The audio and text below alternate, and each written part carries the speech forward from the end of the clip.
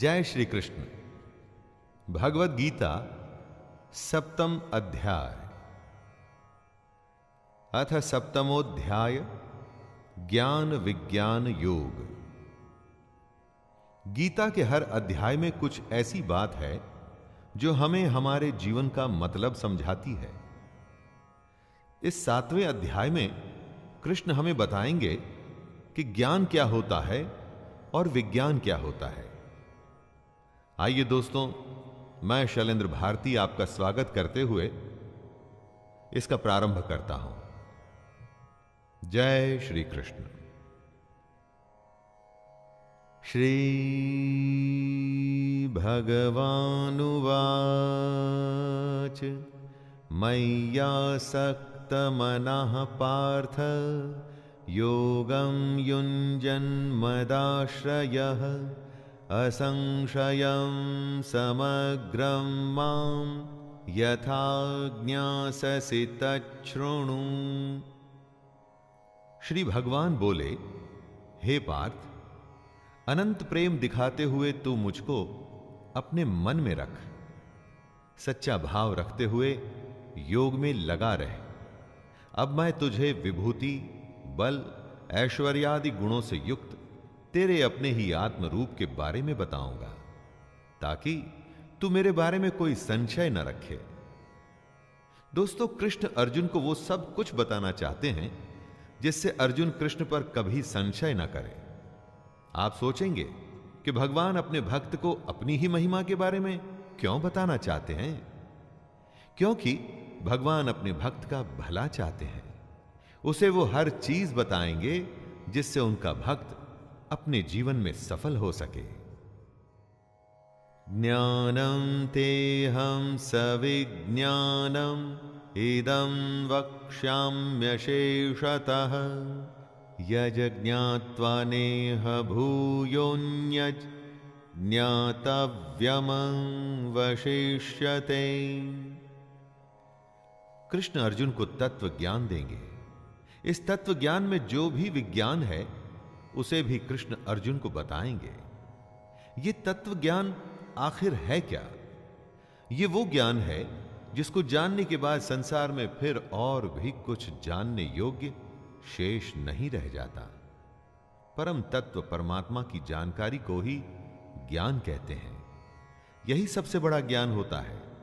इसीलिए कृष्ण अर्जुन को अपने बारे में बताएंगे और इसीलिए ये जानने के बाद अर्जुन के मन में किसी भी तरह की शंका नहीं रह जाएगी। एकदम सही बात है दोस्तों। भगवान के बारे में जानने के बाद और कुछ जानने को बचता ही कहां है। मनुष्याणां सहस्रेषु कश्चिद्यतति सिद्धये यततामपि सिद्धानां कश्चिन्मां वेत्ति तत्त्वतः। कितने ही लोग दुनिया में पूजा पाठ करते हैं, परंतु हजारों मनुष्यों में कोई विरला ही होता है जो मुझे प्राप्त करने के लिए यत्न करता है। और उन यत्न करने वाले योगियों में कोई एक मेरे परायण होकर मुझको तत्व से अर्थात यथार्थ रूप से जानता है। हजारों में एक मुझे पाने की कोशिश करता है और उन सब में से भी कोई एक ही तत्व यानी कि असली रूप में मुझको जान पाता है। दोस्तों, कृष्ण को आप देवकी पुत्र, बंसी बजैया, कंस हरता या सारथी के रूप में ही ना देखें। असल में कृष्ण क्या हैं, यही वो अर्जुन को बता रहे हैं। भूमिरापो नलो वायुः खं मनो बुद्धिरेव च अहंकार इतीयं मे भिन्ना प्रकृतिरष्टधा अपरेयमितस्त्वन्यां प्रकृतिं विद्धि मे परां जीवभूतां महाबाहो ययेदं धार्यते जगत्। कृष्ण सबसे पहले अपनी स्वयं की प्रकृति के बारे में बता रहे हैं। वो कहते हैं कि पृथ्वी, जल, अग्नि, वायु, आकाश, मन, बुद्धि और अहंकार, ये 8 प्रकार से विभाजित मेरी ही प्रकृति है। दोस्तों, 5 तत्व यानी कि 5 एलिमेंट्स और उनके साथ में मन, बुद्धि और अहंकार, जिससे कि ये सारी दुनिया और हम बने हैं, ये स्वयं कृष्ण हैं। कृष्ण आगे कहते हैं कि ये 8 प्रकार के भेदों वाली अपरा अर्थात मेरी जड़ प्रकृति है। और हे महाबाहो, इससे दूसरी को, जिससे यह संपूर्ण जगत धारण किया जाता है, उसे मेरी जीव रूपा परा अर्थात चेतन प्रकृति जान। जड़ प्रकृति मतलब वो सारी स्थूल दुनिया जिसको हम चारों तरफ देखते हैं, और परा यानी कि चेतन प्रकृति यानी कि सटल नेचर हुई जीवात्मा, वो आत्मा जो हम सब में मौजूद है। एतद्योनीनि भूतानि सर्वाणीत्युपधारय अहं कृत्स्नस्य जगतः प्रभवः प्रलयस्तथा। जो सब कुछ है वो कृष्ण में से ही आया है और एक दिन उसी में विलय भी हो जाता है। इसी बात को समझाते हुए कृष्ण कह रहे हैं, हे अर्जुन, तू ऐसा समझ के संपूर्ण भूत इन दोनों प्रकृतियों से उत्पन्न होने वाला है और मैं संपूर्ण जगत का प्रभाव तथा प्रलय हूं, अर्थात संपूर्ण जगत का मूल कारण मैं ही हूं। दोस्तों, दुनिया कृष्ण से ही शुरू हुई है और उन्हीं में खत्म हो जाएगी। वे ही इस दुनिया के मूल कारण, बेसिक रसों में है। हम, ये जमीन, आसमान, हवा, पानी और आत्मा, सब कुछ कृष्ण है और कुछ भी नहीं। कृष्ण को हम जिस रूप में देखते या सुनते हैं वो कृष्ण नहीं। असली कृष्ण क्या है वो यहां बताया गया है। मत्तः परतरं नान्यत् किंचिदस्ति धनंजय मयि सर्वमिदं प्रोतं सूत्रे मणिगणा इव। कृष्ण ने अर्जुन से कहा था कि योग में लग के मन में सिर्फ कृष्ण होना चाहिए, तभी योग साधना पूरी होगी। लेकिन मन में कौन सा कृष्ण होना चाहिए? कृष्ण स्वयं उसी की व्याख्या कर रहे हैं। हे धनंजय, मुझसे भिन्न दूसरा कोई भी परम कारण नहीं है। यह संपूर्ण जगत सूत्र में मुझसे ही बंधा हुआ है, मुझ में ही गुथा हुआ है।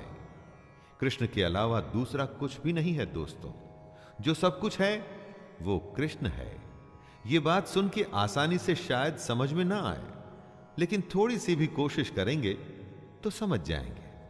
इस दुनिया में आपको जो भी दिखता है और जो नहीं भी दिखता वो कृष्ण ही है, जिसका सीधा सा मतलब है कि कृष्ण के अलावा और कुछ भी नहीं।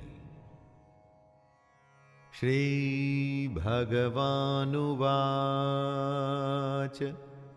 रसोऽहमप्सु कौन्तेय प्रभास्मि शशिसूर्ययोः प्रणवः सर्ववेदेषु शब्दः खे पौरुषं नृषु। कृष्ण इस श्लोक में अपने तत्व, अपने असली रूप, इस दुनिया के असली विज्ञान के बारे में बता रहे हैं। वो कहते हैं, हे अर्जुन, मैं जल में रस हूं। किसी भी द्रव्यशील वस्तु का सार उसका रस होता है। दुनिया में जितना भी गीलापन है, कृष्ण उसमें रस है। चंद्रमा और सूर्य में कृष्ण प्रकाश है। चंद्रमा और सूर्य से अगर उनका प्रकाश छीन लेंगे तो क्या बचेगा? कुछ भी नहीं। यही प्रकाश कृष्ण है। संपूर्ण वेदों में ओंकार भी मैं ही हूं। वेद तो बड़े हैं, बहुत बड़े हैं। पूरे वेदों में से अगर एक चीज निकालनी हो तो वो क्या है? ओम। ये ओंकार ही कृष्ण है। आकाश में कृष्ण शब्द है। शब्द वो होता है जो स्पेस में गुंजायमान होता है दोस्तों, और वही कृष्ण है। और पुरुषों में कृष्ण उनका पुरुषत्व है। पुण्यो गन्धः पृथिव्यां च तेजश्चास्मि विभावसौ जीवनं सर्वभूतेषु तपश्चास्मि तपस्विषु। जिस भी वस्तु में जो पवित्र है, जो भी किसी वस्तु की विशेषता है, वो कृष्ण है। वो कहते हैं कि मैं पृथ्वी में पवित्र गंध हूं, यानी कि सुगंध रूप कृष्ण में ही ये पृथ्वी पिरोई हुई है। अग्नि में मैं तेज हूं, आग में सब जल करके राख हो जाता है। आग के पास जाने पर जो हमें जलाता है वो उसका तेज होता है, और यही तेज कृष्ण है। संपूर्ण भूतों में उनका जीवन है। जितने प्राणी हम देखते हैं, इंसान, जानवर, पेड़ पौधे, बैक्टीरिया या कुछ भी, उनमें जो जीवन है वो कृष्ण ही है। और तपस्वियों में वो तप है। तपस्वियों का तप उसकी सबसे बड़ी शक्ति होती है दोस्तों, और वो तप कृष्ण ही है। बीजं मां सर्वभूतानां विद्धि पार्थ सनातनं बुद्धिर्बुद्धिमतामस्मि तेजस्तेजस्विनामहम्। कृष्ण अपने असली रूप की एक एक परत धीरे धीरे खोल रहे हैं। वे आगे कहते हैं, हे अर्जुन, तू संपूर्ण भूतों का सनातन बीज मुझको ही जान ले।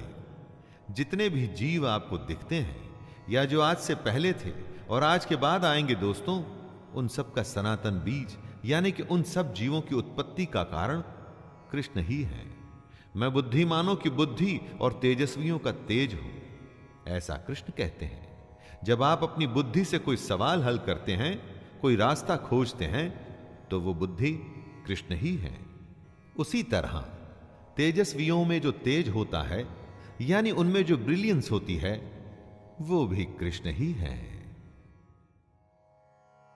बलं बलवतां चाहं कामराग विवर्जितं धर्मविरुद्धो भूतेषु कामोऽस्मि भरतर्षभ।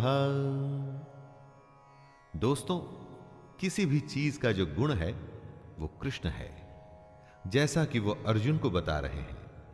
कहते हैं, हे भरत श्रेष्ठ, मैं बलवानों का आसक्ति और कामनाओं से रहित बल अर्थात सामर्थ्य हूं। वो बलवानों का गुण है, यानी कि उनका बल है दोस्तों, लेकिन वो बल जो आसक्ति और कामना से रहित है। काम और क्रोध से परे जो बल है वो श्री कृष्ण ही है। और सब भूतों में धर्म के अनुकूल अर्थात शास्त्र के अनुकूल काम जो है ना, वो भी कृष्ण है। जब लोग धर्म संकट में होते हैं कि क्या करें और क्या न करें, तो उनसे कहा जाता है कि जो शास्त्रों के हिसाब से ठीक है वही कर लीजिए। यानी कि शास्त्रों के अनुसार सही काम जो होता है ना, वो काम ही कृष्ण है। ये चैव सात्विका भावा राजसास्तामसाश्च ये मत्त एवेति तान् विद्धि न त्वहं तेषु ते मयि। जिसमें आत्मा होती है उसे ही भूख प्यास लगती है, लेकिन आत्मा का खुद भूख प्यास से कोई लेना देना नहीं। बात जरा पेचीदा है लेकिन इंटरेस्टिंग है दोस्तों। कुछ ऐसा ही कृष्ण इस श्लोक में कह रहे हैं।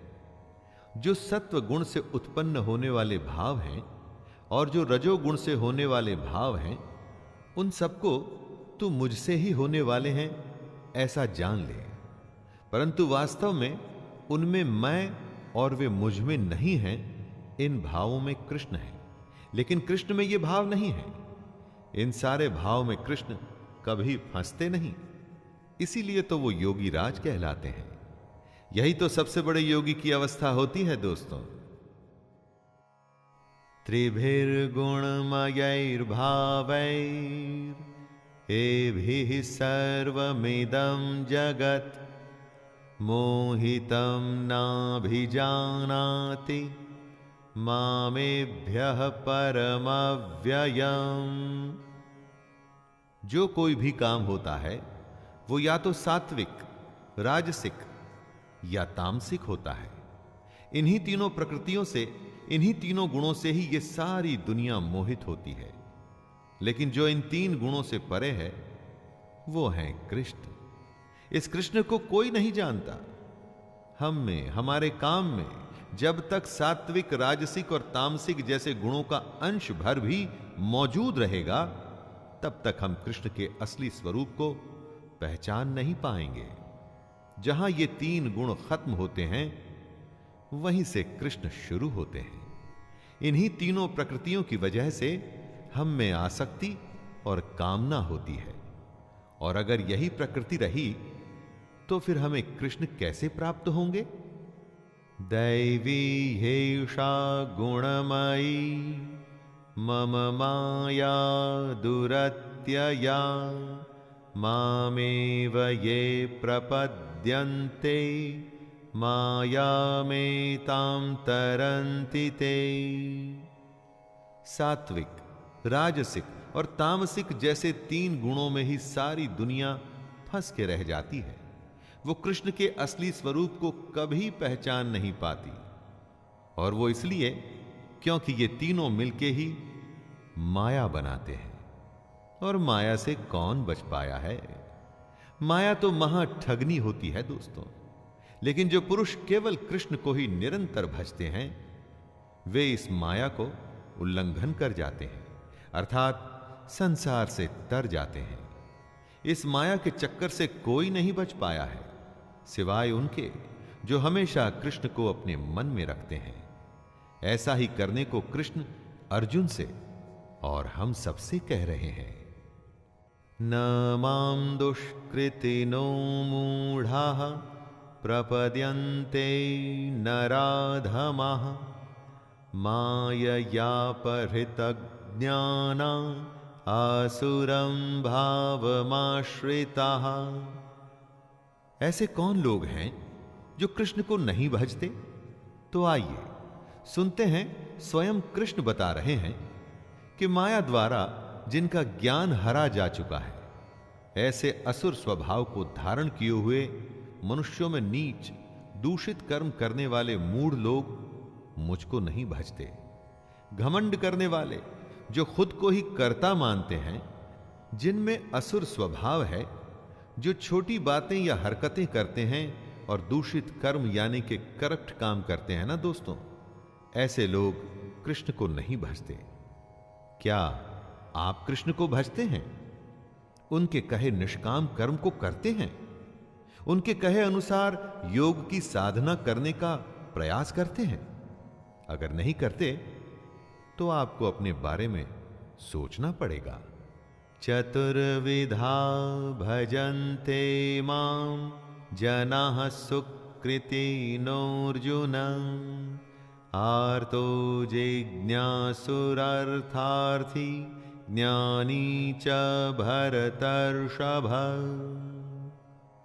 यहां कृष्ण उनका वर्णन कर रहे हैं जो उनको भजते हैं। चार तरह के लोग होते हैं जो कृष्ण को अपने मन में रखते हैं। सबसे पहले उत्तम कर्म करने वाले अर्थार्थी, यानी कि सांसारिक पदार्थों के लिए भजने वाले। जिसे दुनिया की चीजों से लगाव है, धन से जुड़ी चीजें जिसे चाहिए, वो है दूसरा यानी आर्त। जो अपने दुख से बचना चाहता है, वो है तीसरा जिज्ञासु, कृष्ण को यथार्थ रूप से जानने की इच्छा रखने वाला। और चौथा होता है ज्ञानी, जो कृष्ण को भजता है। अगर आप कृष्ण को भजते हैं तो देखिए कि इनमें से कौन सी श्रेणी में आप आते हैं। तेषां ज्ञानी नित्ययुक्त एक भक्तिर्विशिष्यते प्रियो हि ज्ञानी नोत्यर्थम अहम सच मम प्रियः। भजने वाले तो बहुत हैं, लेकिन उनमें श्री कृष्ण को पसंद कौन है? कृष्ण कहते हैं, हे अर्जुन, मुझ में एक ही भाव से स्थित अनन्य प्रेम भक्ति वाला ज्ञानी भक्त अति उत्तम है, क्योंकि मुझको तत्व से जानने वाले ज्ञानी को मैं अत्यंत प्रिय हूं और वह ज्ञानी मुझे अत्यंत प्रिय है। कृष्ण वजह भी बता रहे हैं, क्योंकि ज्ञानी उनके तत्व रूप को जानने की कोशिश करता है दोस्तों, इसीलिए वो कृष्ण को अत्यंत प्रिय है।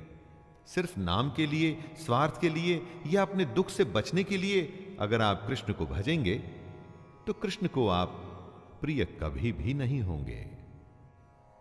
उदारः सर्व एवैते ज्ञानी त्वात्मैव मे मतम् आस्थितः सहि युक्तात्मा मामेवान्नुत्तमां गतिम्। कृष्ण ने अपने भक्तों को 4 प्रकार की श्रेणी में रखा और इन चारों को कृष्ण उदार बताते हैं। कृष्ण क्यों इन सबको उदार बता रहे हैं? कृष्ण को भजकर क्या वो उन पर कोई एहसान कर रहे हैं?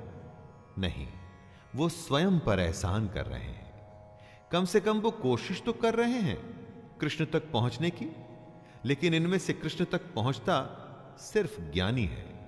उसके लिए वो कहते हैं कि ज्ञानी साक्षात मेरा ही स्वरूप है, क्योंकि वो मन बुद्धि वाला ज्ञानी भक्त मुझ में ही अच्छी प्रकार स्थित है। जो ज्ञानी होता है वो मन और बुद्धि दोनों से कृष्ण को अपने अंदर बसा लेता है। किसी स्वार्थवश वो उसको नहीं भजता, वो कृष्ण का तत्व जानना चाहता है, इसीलिए उसे भजता है। बहूनां जन्मनामन्ते ज्ञानवान् मां प्रपद्यते वासुदेवः सर्वमिति स महात्मा सुदुर्लभः। कृष्ण का तत्व ज्ञान क्या एक जन्म में ही मिल जाता है? अरे कई जन्म लग जाते हैं उसके स्वरूप को, उसकी सच्चाई को समझने में, और बहुत जन्मों के अंत में जिस पुरुष को यह तत्व ज्ञान प्राप्त हो जाता है उसको कृष्ण महात्मा बताते हैं और कहते हैं कि वो अत्यंत दुर्लभ है। एक जन्म में अगर आप कृष्ण को समझने की कोशिश करें दोस्तों, और अगर वो समझ नहीं आया तो यह सिलसिला अगले जन्म में भी चलता है और अगले जन्म में भी। जो लगातार निरंतर अपनी कोशिश जारी रखता है वही सफल होता है कृष्ण को समझने में। सोचिए वो कितना दुर्लभ होगा दोस्तों। कामैस्तैस्तैर्हृतज्ञानाः प्रपद्यन्तेऽन्यदेवताः तं तं नियममास्थाय प्रकृत्या नियताः स्वया। अपने भोगों और कामनाओं की वजह से हर जन्म में हमारे संस्कार जमा होते रहते हैं। इन्हीं जमा हुए संस्कारों से हमारा स्वभाव बनता है और इसी स्वभाव की वजह से हम अपने देवता चुनकर उनकी पूजा करते हैं। आपकी प्रकृति एक ही जन्म में खत्म नहीं हो जाती, कई जन्मों का खेल होता है ये। हर जन्म में आप पाप पुण्य का लेखा जोखा बना के जाते हैं, इसी से आपका स्वभाव बनता है और आपको अपना देवता चुनने पर मजबूर करता है। हर देवता के नियम भी अलग होते हैं, फिर ये लोग इन्हीं नियमों का पालन करते हैं। यो यो यां यां तनुं भक्तः श्रद्धयार्चितुमिच्छति तस्य तस्याचलां श्रद्धां तामेव विदधाम्यहम्। कृष्ण ऐसे भक्तों के बारे में बता रहे हैं जो दूसरे देवताओं की पूजा करते हैं। कृष्ण कहते हैं जो जो सकाम भक्त जिस जिस देवता के स्वरूप को श्रद्धा से पूजना चाहता है, उस भक्त की श्रद्धा को मैं उसी देवता के प्रति स्थिर करता हूं। जैसी जिसकी भक्ति वैसी उसकी पूजा। कोई मूर्ति में भगवान देखता है, कोई वृक्ष में, कोई नदी में, तो कोई गौ माता में अपना ईश्वर देखता है। कृष्ण किसी में भेदभाव नहीं करते। वे समझा रहे हैं कि सकाम भक्त, कर्म करने वाला भक्त जिस भी देवता को चुन ले, कृष्ण उसकी भक्ति को उसके देवता में स्थिर करते हैं। सतया श्रद्धया युक्तस् तस्याराधनमीहते लभते च ततः कामान् मयैव विहितान् हितान्। आप अपना देवता चुन लीजिए। आपकी श्रद्धा को कृष्ण स्थिर करेंगे और फिर जब आप कृष्ण द्वारा स्थिर की गई श्रद्धा से अपने देवता को पूजेंगे तो उसका फल आपको अवश्य मिलेगा। हर देवता का अलग विधान होता है, अलग नियम। आपको जो फल मिलेगा वो उस देवता के नियम से ही मिलेगा, लेकिन उसके मिलने की गारंटी कृष्ण ले रहे हैं। वो आपकी श्रद्धा की भी गारंटी ले रहे हैं। आपको बस सकाम भक्त बनना है। इसका मतलब ये मत समझ लीजिएगा कि सब काम छोड़ करके सिर्फ भक्ति में लग जाना है। अपना काम अच्छे से करिए। उस अच्छे काम को पूरा करने की गारंटी कृष्ण की है दोस्तों। अंतवत्तु फलम तेषां तद्भवत्यल्पमेधसां देवान् देवयजो यान्ति मद्भक्ता यान्ति मामपि। जो जिसको पूजेगा, जो जिसको भजेगा, वो उसको प्राप्त होगा। जो कृष्ण छोड़कर दूसरे देवताओं की पूजा करना चाहते हैं, कृष्ण उनका स्वागत करते हैं, लेकिन कृष्ण साथ में चेतावनी भी दे रहे हैं कि देवताओं को पूजने वाले देवताओं को प्राप्त होते हैं और मेरे भक्त चाहे जैसे ही भजें, अंत में वे मुझको ही प्राप्त होते हैं। दोस्तों, आप किसको भजते हैं यह निर्णय आपका है। उसका फल भी फिर उसी पर निर्भर करेगा। कोई अगर कुटिल मार्ग चुनता है तो आप उसे रोक नहीं सकते। यह उसका खुद का फैसला है, लेकिन उसके बाद क्या होगा उसके लिए भी उसे तैयार रहना चाहिए। अव्यक्तम व्यक्तिमापन्नम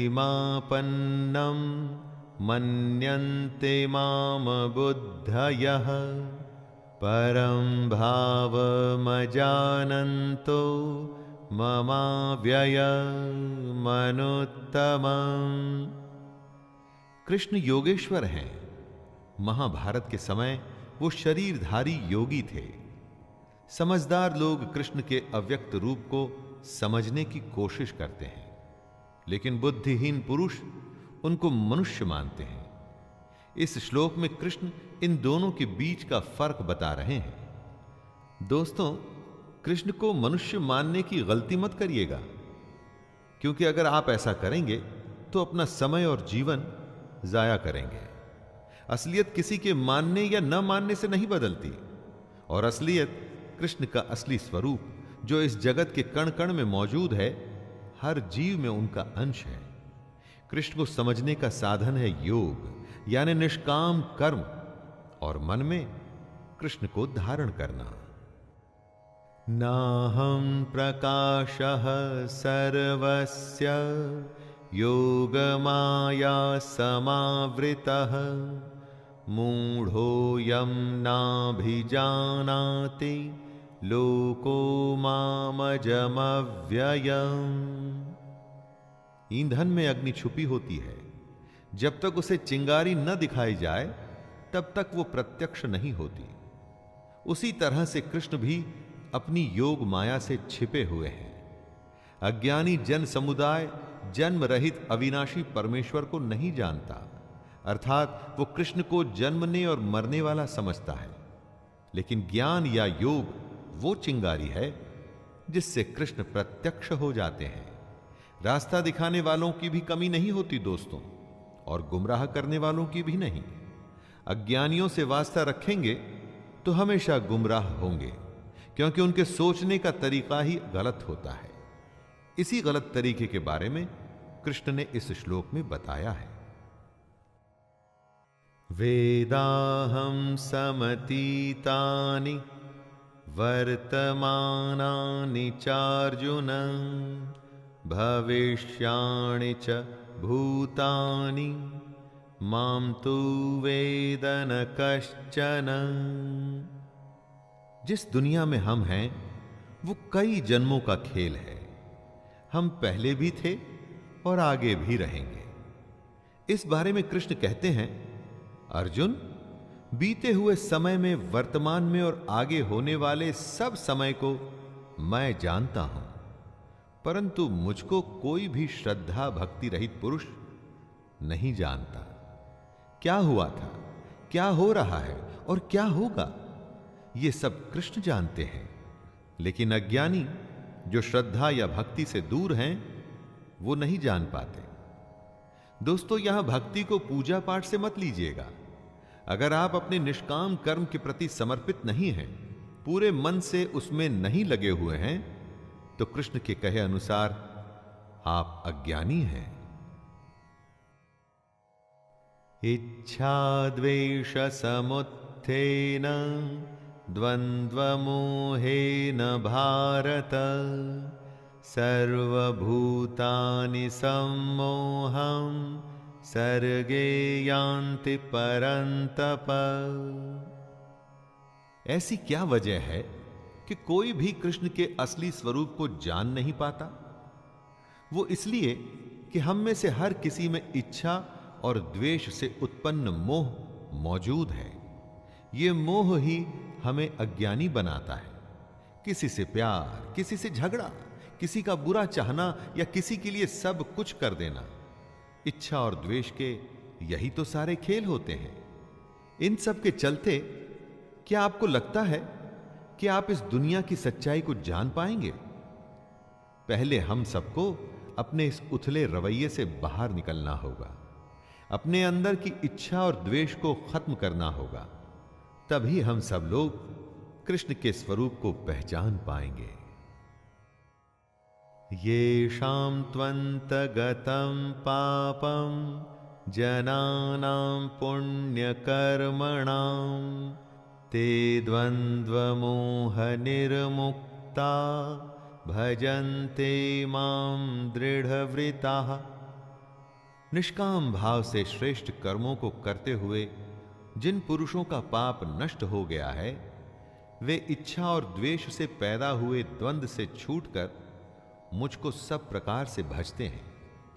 कृष्ण ने ऐसे लोगों के बारे में बताया है जो अज्ञानता के चक्कर से निकलते हैं, जो दुनियादारी को छोड़ उससे ऊपर उठ अपनी और ईश्वर की सच्चाई जानना चाहते हैं।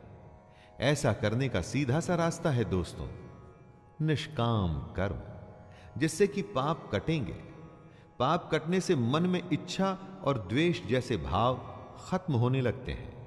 इन भावों के खत्म होने पर मन में कृष्ण का भाव आता है और फिर आप बेहद पास हो जाते हैं कृष्ण के, उसके स्वरूप को जानने के।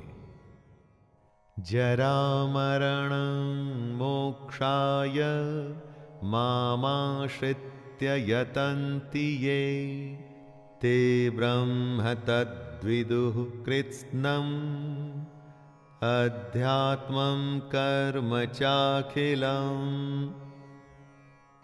कृष्ण ने कभी दुनिया छोड़ने के लिए नहीं कहा। यह नहीं कहा कि भगवान की खोज में सन्यास लेके घर द्वार छोड़ दो, बल्कि ऐसा करने को कृष्ण ने ढोंग और पाखंड बताया है। कृष्ण ने कर्म करने को कहा है, सच्चाई जानने को कहा है, अपनी शरण में आने को कहा है। वो कहते हैं, जो मेरी शरण में आकर जन्म और मरण से छूटने के लिए यत्न करते हैं, वे पुरुष उस ब्रह्म को, संपूर्ण अध्यात्म को, संपूर्ण कर्म को जानते हैं। मरने और पैदा होने के चक्कर में तो सब फंसे हैं। उससे थोड़ा ऊपर उठिए और इस दुनिया की सच्चाई को, ब्रह्म को जानिए। साधिभूताधिदैवं मां साधियज्ञं च ये विदुः प्रयाण कालेऽपि च मां ते विदुर्युक्त चेतसः। जो मोहग्रस्त हैं वो कृष्ण को नहीं जानता, जिसमें इच्छा द्वेष है वो कृष्ण को नहीं जानता, क्योंकि जहां मोह होगा वहां कृष्ण हो ही नहीं सकते। जो कृष्ण के मनुष्य शरीर में विश्वास करता है वो कृष्ण को नहीं जानता। तो कौन जान पाएगा कृष्ण को? वही जान पाएंगे दोस्तों जो सब जीवों में कृष्ण को देखते हैं, जो निर्जीव में भी कृष्ण को देखते हैं, जो सबकी आत्मा में कृष्ण देखते हैं, जो ये जानते हैं कि कृष्ण हमेशा थे और हमेशा रहेंगे। ऐसे युक्त चित्त वाले पुरुष कृष्ण को जानते हैं और कृष्ण को ही प्राप्त भी हो जाते हैं। तो दोस्तों ये था 7वां अध्याय। इसमें कृष्ण ने बताया कि वे 3 गुणों से परे हैं। कौन उन्हें जानता है और कौन उन्हें नहीं जानता। अपनी स्वयं की महिमा के बारे में, इस जगत और उस जगत के ज्ञान और विज्ञान के बारे में श्री कृष्ण ने हमें बताया। आइए अब अगले अध्याय में फिर मिलते हैं। तब तक के लिए आज्ञा दीजिए अपने मित्र शैलेंद्र भारती को। जय